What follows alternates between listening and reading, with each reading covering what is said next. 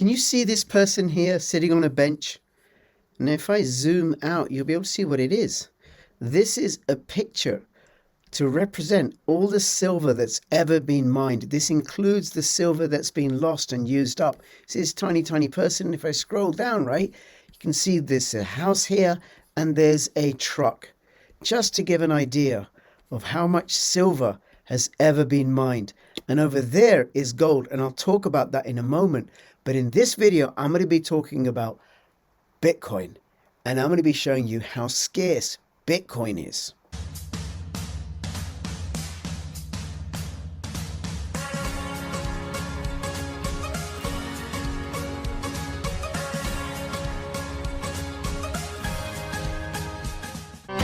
Take the first step towards online privacy. Get NordVPN.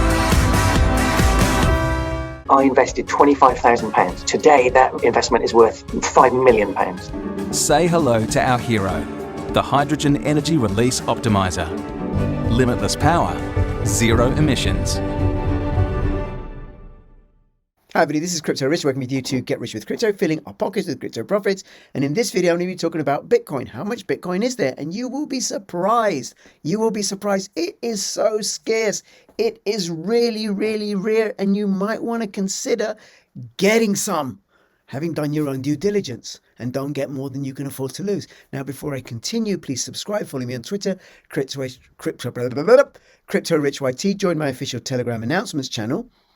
And follow me on Twitter. I already said that. But also, if you're watching this on YouTube, please come over to bit.ly/CryptoRichOdyssey.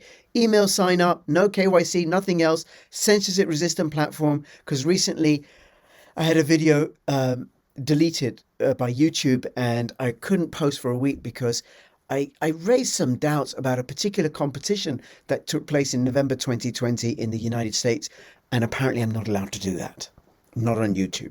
But Odyssey, no such constraints on self-expression there. Okay, so all the silver that's ever been mined by the date of this photo, and I don't know when it was, maybe a couple of years old, 1.4 million tons, and it includes all the silver that's also been lost. Now, the silver to gold ratios varies between 12 to 17 and a half, like this.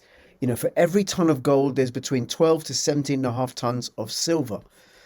And how much gold is there? Because gold is scarce. Now, actually, before I say that, there is a relationship between the supply of something and the demand for it. Human beings desire silver. Silver has been used as money. Why do they desire silver? Well, before the industrial age, silver never tarnished.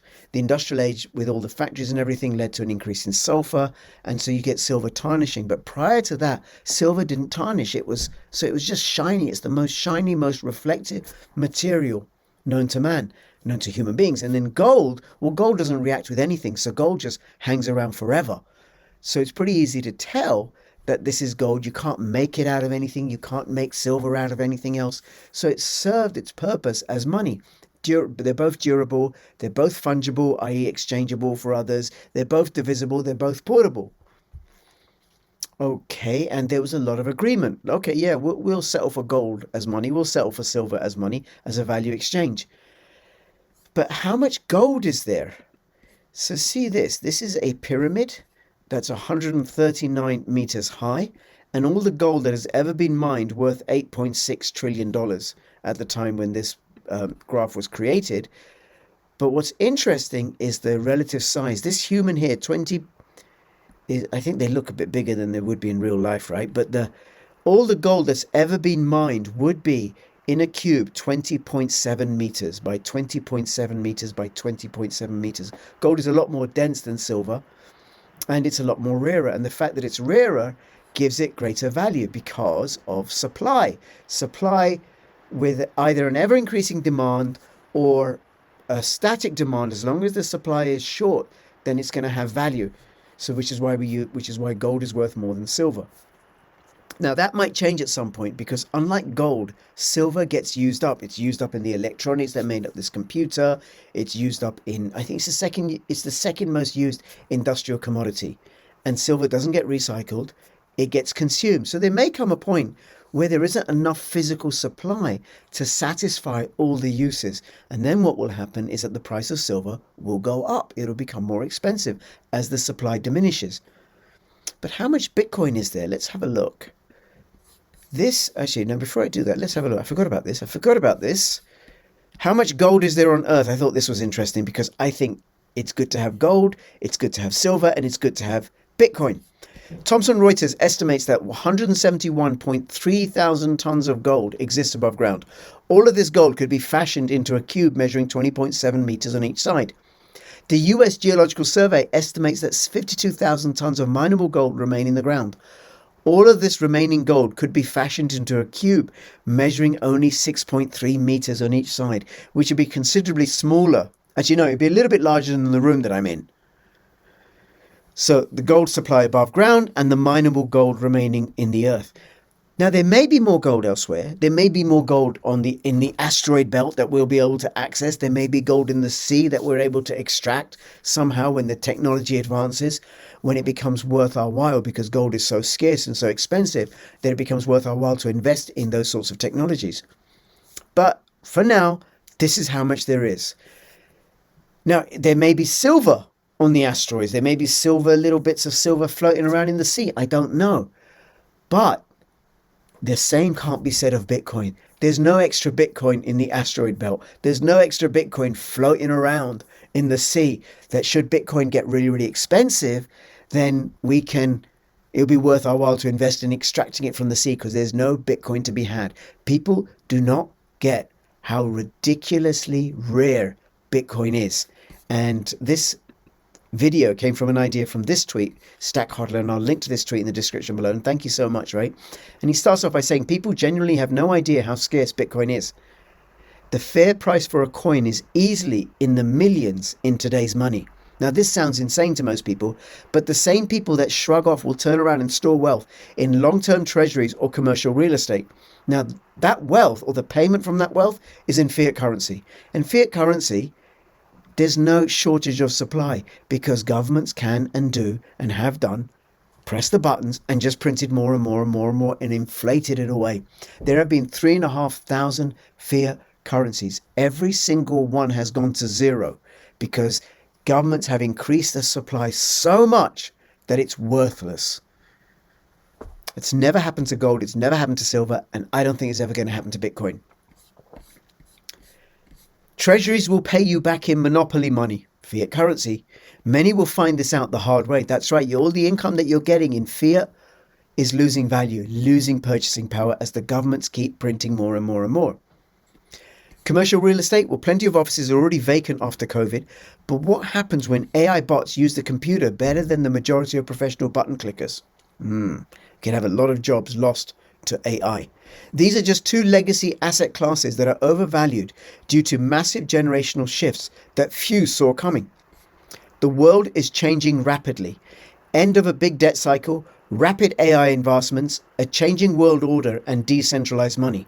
So we have the end of the Bretton Woods settlement and the dollar as the reserve currency. We're in that phase now where it's dying. More and more countries are de-dollarizing, rapid AI advancements, and a changing world order where the power is shifting from the EU and the United States to the BRICS nations, and decentralized money in the form of Bitcoin, Pirate Chain, Monero, and other cryptocurrencies. Business as usual is over. But there's one place to find certainty in the maelstrom. 21 million coins, a new block every 10 minutes, and supply issuance halving every 4 years. So what does that mean? So there will be no more than 21 million Bitcoins in existence ever. And why is that? It's because it's written into the code and the code cannot be changed. Well, that's not true. The code can be changed, but then it ain't Bitcoin anymore. Every 10 minutes, there's a new block, which is kind of like how the blockchain works. I'm not going to go into that, right? But let me put it this way. Every 10 minutes, there's a new supply, a fixed supply of Bitcoins coming online. And right now, that's 6.25 Bitcoins every 10 minutes. That is going to halve sometime in 2024, where it will go down to 3 1/8 Bitcoin every 10 minutes. And it will be like that for the next 4 years. Every 10 minutes, 3.25 Bitcoins, 3 1/8. And then the following halving, which will be 4 years later, it'll be half of 3 1/8. And then another halving every 4 years. So every 4 years, the supply issuance halves. And that can't be changed. Or if it is, it's no longer Bitcoin. Don't let the volatility fool you. Bitcoin will be your savings in the future. Just think if you'd bought Bitcoin, I don't know, when it was a penny, when it was 10 cents, when it was $5, and all you did was hold on to it. Today, at time of recording this video, that $1 Bitcoin, that $1 you spent in Bitcoin will be worth $27,000. And then your future self will thank you for taking the time to understand what it really is.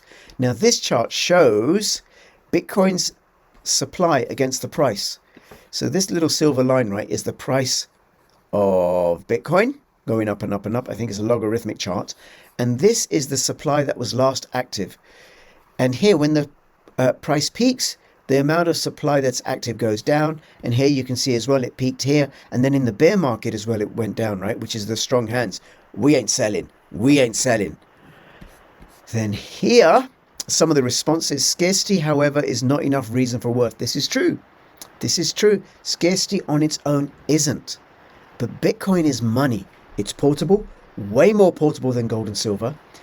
It's divisible, and you could say it's perhaps more divisible than gold and silver because you don't have to have a whole Bitcoin. It's divided up.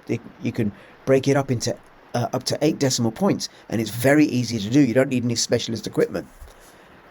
Anybody can do that on the computer. So it's portable, it's divisible, it's fungible. Pretty much one Bitcoin is the same as any other Bitcoin. It is durable. Bitcoins last forever. There isn't enough computing power in the world to attack the Bitcoin algorithm. And what was the other character about me? Agreement. That's it. More and more people are willing to accept and transact and use Bitcoin as value exchange. And it works better in a digital world than gold and silver do because it's so portable. You know, you could send me, I could send somebody Bitcoin and it would reach them across the world in a matter of minutes. Can't do that with gold and silver. With gold and silver, I had to send some sort of representative, a derivative of gold and silver, and then there's counterparty risk associated with that. There's no counterparty risk with Bitcoin because you're sending the Bitcoin directly. Now, he replies, Bitcoin has more than just scarcity. The biggest mistake people make is failing to ask why Bitcoin has been consistently outperforming for 10 plus years. It's not a fluke. Seek and you shall find. Now, why Bitcoin has been outperforming? Well, another way of looking at it, it isn't that Bitcoin has been outperforming. It's that the dollar, the pound, the euro have been collapsing. They have been losing value against Bitcoin.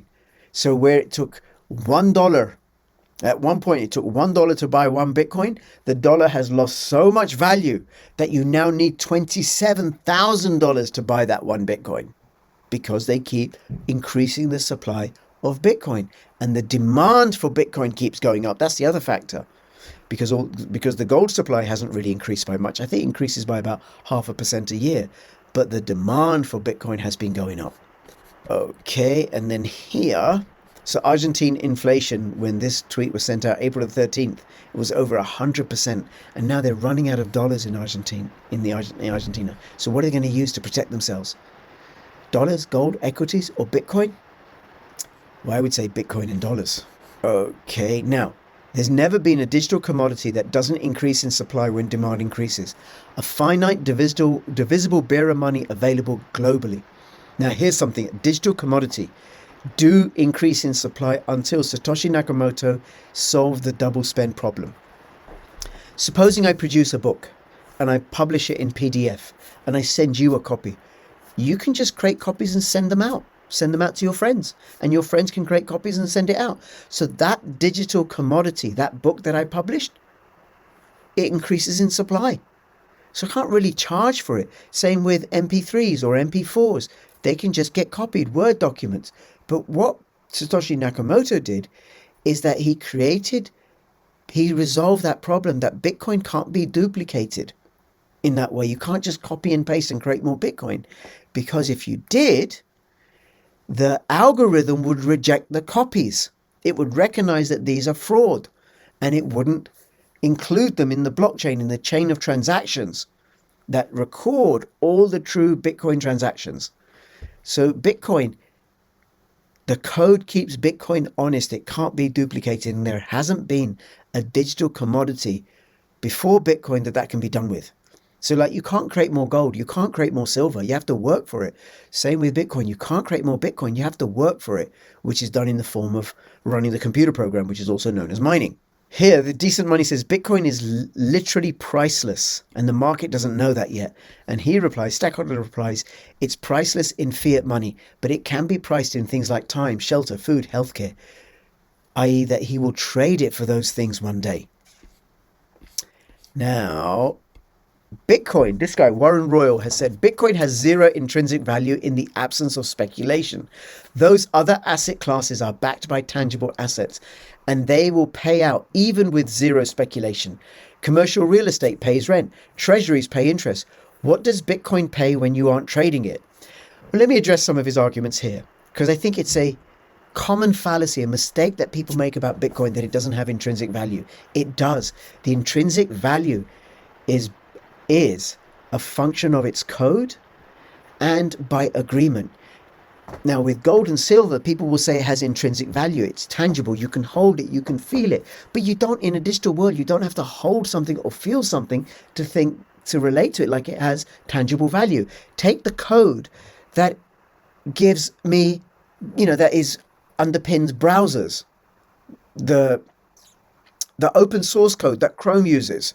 That has value. Even though it's been copied by Opera and Brave and Decenter, it has value. Computer code has value. It allows us to communicate, allows you to watch this video, comment, like, share, and all that business, right? Code definitely has value, even though it doesn't have that physicalness that gold and silver does. And I think that's a mistake that a lot of people make with regards to Bitcoin. Oh, it's just, it doesn't have any real existence. Well, it has value. And the other thing about it, it has value because people agree that it has value.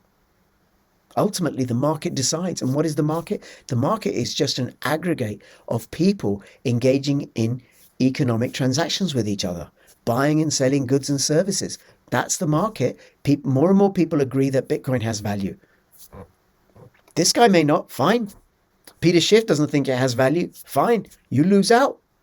I think there's value in having gold, in silver, and in Bitcoin. Now, with regards to the commercial real estate paying rent and treasuries paying interest, well, that's all payable in fiat currency, and they're losing value. You'll get the rent that you get from a property now will buy you less in terms of goods and services than it would have got you 5 years ago or 10 years ago, because governments are just increasing the supply. So the rent is losing value. The interest that you're getting in treasuries is losing value as measured by their purchasing power. Because that's the most important thing, that I've got this form of money or currency. How much or what goods and services, and how many goods and services will it get me? That's the important thing. And Shingron, he replies, it has tons of intrinsic value if you understand what money is. And if you understand what Bitcoin is, then you would realize that Bitcoin is the greatest form of money ever conceived. And that is its intrinsic value. And then finally, Garrick Broad comment, if every millionaire in dollars wanted to buy one Bitcoin, fewer than half of them could. And that's not even counting the millions of Bitcoin that have been lost, or the other millions in diamond hands. And how many Bitcoin are there? Currently, at time of recording, there are 19,355,300 Bitcoin in existence. And there's only 1.64 million Bitcoin left to be mined. 900 Bitcoins are created every day, and 92.168 Bitcoins have already been issued. So the supply is going down. Or the new supply is going down, the amount of new supply coming on, which is the same deal with gold and silver. The amount of new supply coming on stream is going down. Okay, so what's your takeaway from this? What could you take away? Well, here's what I suggest. Whether you like it or not, whether you personally agree or not, the market is increasingly recognizing Bitcoin as money. Portable, divisible, fungible. Portable, divisible, fungible, and durable. And then a value, an exchange transfer. So maybe, go get some. For this video, I'm indebted to Stack Hodler. He gave me the idea. I've expanded on it. I'll link to his Twitter account in the description below. Please go and follow him. All right, let me know what you think. Comments, questions in the description below. Between now and when I see you next, please keep filling your pockets with lots and lots of Bitcoin, gold, and silver. This is Crypto Rich signing out. All the best. Bye-bye.